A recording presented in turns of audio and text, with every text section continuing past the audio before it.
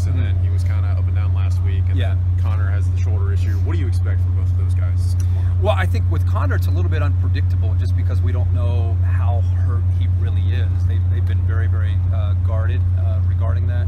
Until he gets hit, until he goes down, we're not going to know. Hopefully he's able to play all 60 minutes of the game, because, I mean, you bring a guy who's 32-4 into a game like this. He's from the state of Ohio. He's never played in Ohio Stadium. I mean, there's a lot to like there as a storyteller for all of us anyway.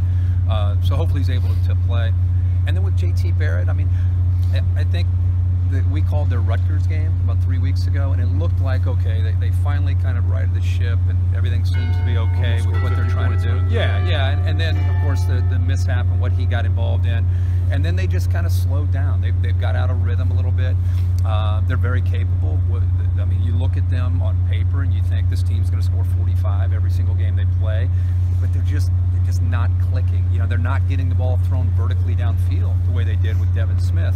And I think it's a combination of not having that guy yet, not having a proven true deep threat, and the offensive line sometimes struggling in pass protection. So I think it's a combination of those two things. And when you don't throw the ball downfield, it allows a defense to kind of squeeze the line of scrimmage. It makes it tough to run Zeke, and it makes it tougher to run JT Barrett. So that'll be a big challenge for them in this game against probably the best defense that they have faced at this point anyway. Yeah, so this is a huge game. So what do you expect to see from the fans here this weekend, especially Saturday morning? I expect to see kind of that typical Ohio Stadium nutty atmosphere. To me, Ohio Stadium, and I travel all over the country, it's either, you know, a 7 out of 10 where the fans know that Ohio State's going to beat this team, and they cheer on a touchdown and they cheer on a sack.